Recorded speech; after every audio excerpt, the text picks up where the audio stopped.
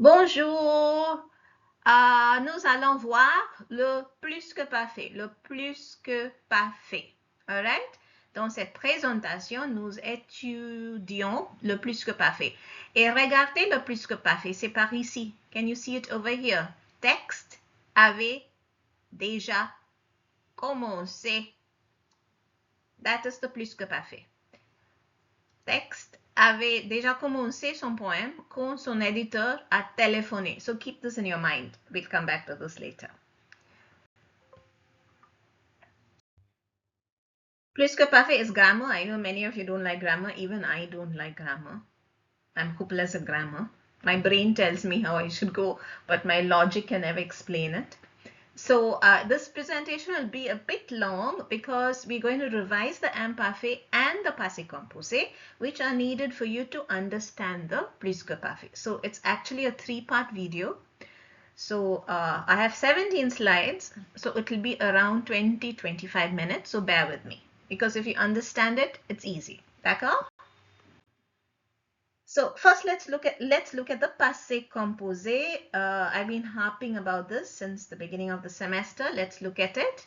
It has 2 parts. The 2 parts are the auxiliary and the past participle.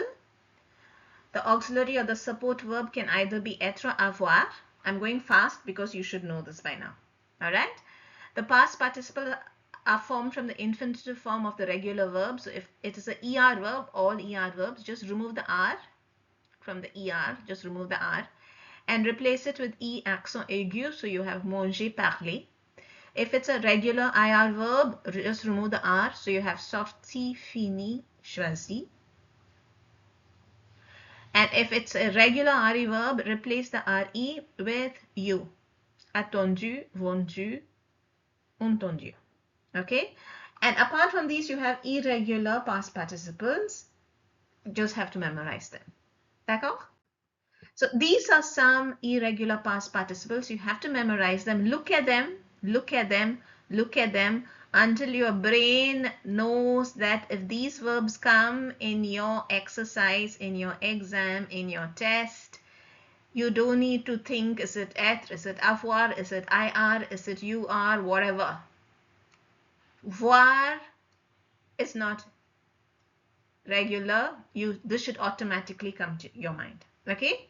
So look at these verbs until your brain registers the fact that they are irregular. That is the only way it can help you. You can't look at a venir verb and remove the R and say, I got confused. Yes, it is confusing, but go on looking at it. Memorize, memorize, memorize. Every day memorize 10-15 times until your brain accepts it. Then it becomes easy. I went through it. It was tough. It took me maybe 1 year, 2 years, 3 years, God knows. But it was tough. You have to work on it. Otherwise, it'll be a nightmare for you. All right? So look on it. We're just giving you 12-15 verbs that are irregular. You can look at them until you know which is regular, which is irregular. D'accord? Now, apart from that distinction, you have to know which verbs have être as an auxiliary and which have avoir. So let's look at the être verbs. Because if you understand that, the rest has to have avoir as the auxiliary, right? So the first rule that you have to remember is any synonym of aller, which means to go, or venir, which means to come, has être as an auxiliary. So if you take the word manger, for example, manger means to eat. It has nothing to do with aller or venir. Therefore, the auxiliary is avoir. D'accord? So any synonym of être, aller or venir, the auxiliary is être. The next category is 3 verbs only. It's not really a category, but it's a subdivision. 3 verbs known as the state of the body state verbs. What are these verbs? You born, naître. You become someone, devenir. And then you die, mourir. So naître, devenir, mourir. Naître, devenir, mourir. Along with synonyms of aller and venir, you have these 3 state verbs. Naître, devenir, mourir. And the next one is easy. Whenever you see se in front of an infinitive or a reflexive verb, you conjugate it with être. So any verb, se lever, se laver, se réveiller, réunir, se rasser. Anything that has se in front of it, the auxiliary is être. D'accord? So when you're doing auxiliary verbs, you have a pronoun. So you have a subject, je, and then the se must match the pronoun, the subject. Remember that, je me lève. That me has to continue in the passé composé also. Any other verb that doesn't fit these three categories has the auxiliary avoir. D'accord? Now, one more thing you have to remember is if the auxiliary is at, the subject and the past participle match. This match is not there in avoir verbs. So look at this example. Elles sont, this is the verb être. Elles sont venues. Venue has an E, has an S. Why? Because it is matching the subject. Okay? Whereas this is your subject, it is feminine, it is plural, therefore it matches the past participle. Whereas here there is no match because the auxiliary is avoir. So whenever the auxiliary is avoir, no match with the subject. When the auxiliary is être, there's a match with the subject. D'accord? Now, this we have done in class. I've discussed it 2-3 times in class, so I'm not going to explain it once again. Do it in your course material. If you're watching this video and you don't understand why I have given certain answers, come and ask me. Sometimes I may even have done a mistake, so it's good if you come and ask me, right? This is the rest of the exercise. I don't think I made a mistake, mais juste au cas où j'ai fait une faute, in case I have done something stupid, come and tell me. Okay, now let's go to the difference between the passé composé and the plus que parfait. Both tenses are nearly the same. They both have auxiliaries, they both have past participles. However, the auxiliary of the plus que parfait is the imparfait. Passé composé, it was present tense auxiliary. In plus que parfait, it is the imparfait. Remember that. Imparfait of être and imparfait of avoir, followed by your past participle.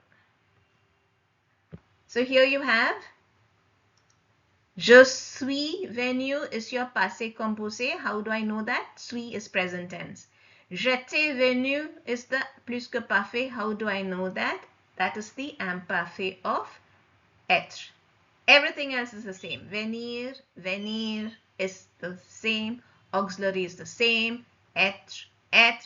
Only difference is this is present tense and this is imparfait. D'accord? Look at the next example. Les filles ont bien dansé. So this is my passé composé because this is present tense. The same thing, les filles avaient. The only thing that changes is the tense of the verb avoir. It is still avoir. Here it is present tense. Here it is imparfait. D'accord? Now here you have an auxiliary verb for a reflexive verb. Remember I told you the pronoun changes. So here you have the pronoun.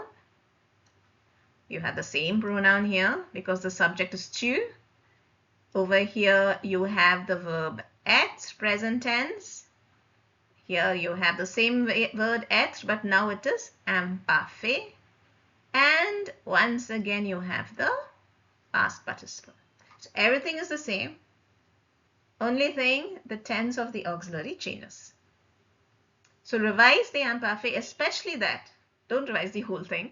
You need to revise a bit because we have an exercise on that. But you have to remember the imparfait of être and avoir because you need it not only for the imparfait exercise but also for the plus que parfait.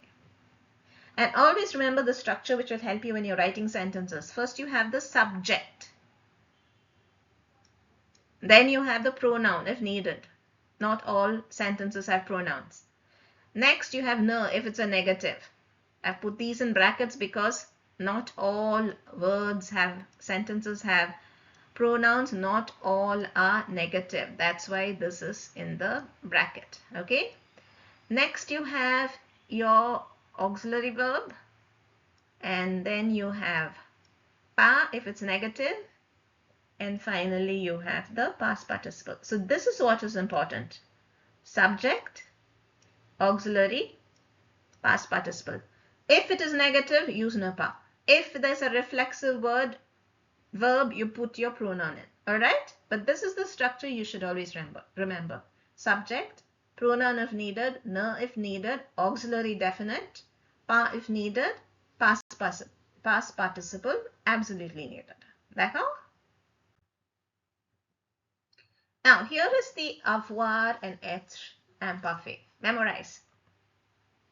So remember, être and avoir, imparfait plus past participle gives you the plus que parfait. And to remember the plus que parfait, revise and remember your passé composé. You can't tell me I've forgotten the imparfait form of être and avoir. I've given them to you now. J'avais, tu avais, same. Il avait, elle avait, nous avions, vous aviez, il, elles avaient. J'étais, tu étais, same. Il, elle était, nous étions, vous étiez, ils étaient, elles étaient. So that is the imparfait form that you have to use in your plus que parfait. D'accord? Now let's go to the imparfait. Remember, very quickly, imparfait, you take the new form of the present tense, remove the ending, and you have your base. To your base, you add your imparfait endings. Alright? The only exception is être.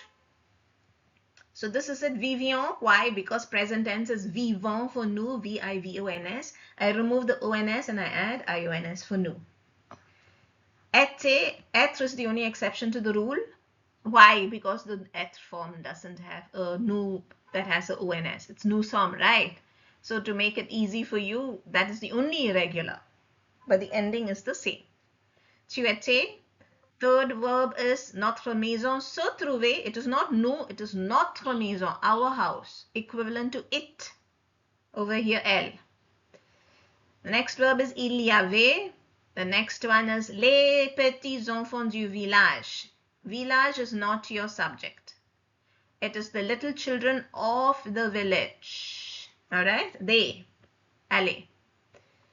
They went to the river and they swam. Nager. On oublié, one forgot. And then our mothers. Remember, it is not us. Nous. It is our mothers. They. So it is venez. D'accord? Okay. Now, quick revision once again of the plus que parfait. When do you use it? Not really revision, it's when do you use it. Draw an imaginary timeline in your brain from the present to the past. Think about 2 or 3 actions you did since the morning. Alright? So that's your imaginary timeline. The blue triangle represents the first action. Let's imagine you got up at 11 today. The blue star represents the second action at 12 noon. The blue circle represents the present tense. So present tense now, and before that 2 main actions have taken place in your life. Alright? 2 actions have taken, one at 11, one at 12, and now it's nearly 10 o'clock in the night. So I'm thinking about the action that took place at 11 in the morning and 12 noon. So the first one, this one, the first one that took place that you're talking about first. The first one is described using the plus que parfait. The second one, if it's long, you use imparfait. If it's short, you use passé composé. Alright? The same rules apply. Monotonous, descriptions, time, emotions, use the imparfait. Short, quick, narrative tenses, use the passé composé. The first one, you don't need to worry. Is it long? Is it short? Is it a description? Does it talk about age, a time, a day? No. First action you're talking about has to be in the plus que parfait. So remember that. Whenever we give you an exercise with 2 past tenses and say put one into the plus que parfait, think which is the first action. If it's clear, that is your plus que parfait. D'accord? So you always have to have this past tense timeline in your mind when you have several actions that have taken part, that have taken part. We will change this to taken, that have taken place in the past. D'accord? The first completed action is described using the plus que parfait. The others use the normal rules of distinguishing between passé composé and imparfait, if you remember them. It's like the past perfect in English, a little bit like that. For example, 2 years back when I went to Portugal, I visited Vasco da Gama's house and I saw his ship. So what happened first? I went to Portugal first. So I went to Portugal is now in the plus que parfait. Looks just like the passé composé, but the auxiliary is imparfait. Then I visited. I just went there one day, passé composé, and there I saw punctual narration. D'accord? So I hope you get the idea about this now. This is a picture I found online. First action, plus que parfait. Second action, either passé composé or imparfait. And both of them you judge it in relation to your present tense. D'accord? First action is always plus que parfait. Second action can be either passé composé or imparfait in relation to your particular moment in time, which we will take as the present tense. So look at this. Mon ordinateur est tombé malade. It became sick. Why? Parce qu'il avait attrapé. It got a virus first and then it became sick. D'accord? Very short. You get a virus, you become sick at once. But you become sick because you got the virus. Therefore, getting the virus is the first action. Therefore, it is the plus que parfait. D'accord? So let's quickly go through the plus que parfait formation once again. It's just like the passé composé. You have a subject, you have an auxiliary which is être en avoir, and you have a past participle. The auxiliary verb is in the imparfait. This is the only difference. Everything else is the same. D'accord? Even the past participles are formed the same way. Same verbs are conjugated by être en avoir. No change except for the auxiliary. I cannot repeat this enough.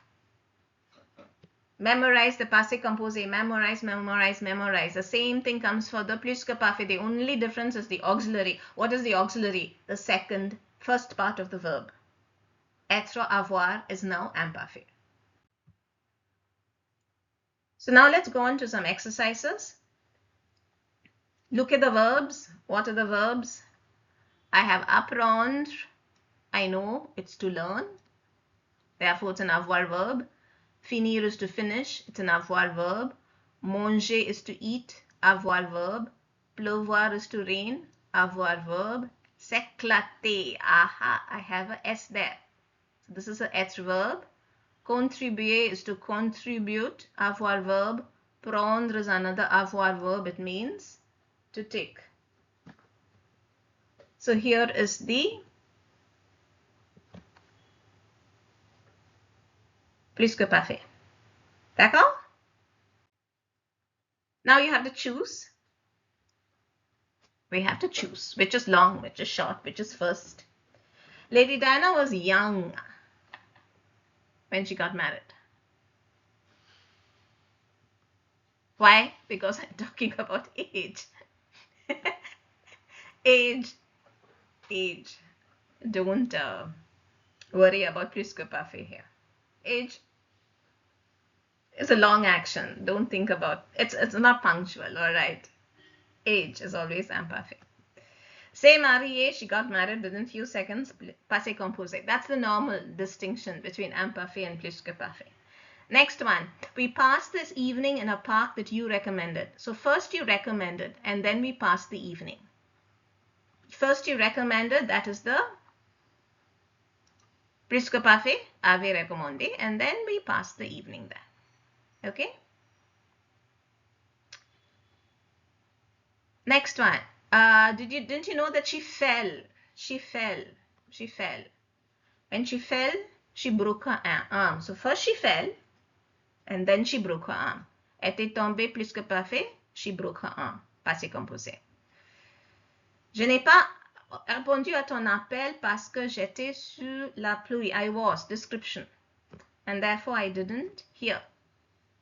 It can also be both passé composé. You're just narrating something. I was in the shower, passé composé, I didn't hear. But both happened at the same time. One has not finished. See, the plus que parfait has to have finished, all right? So I was in the shower. I was taking a shower. The shower was continuing, so I didn't hear. There's no question of a plus que parfait here. Last one.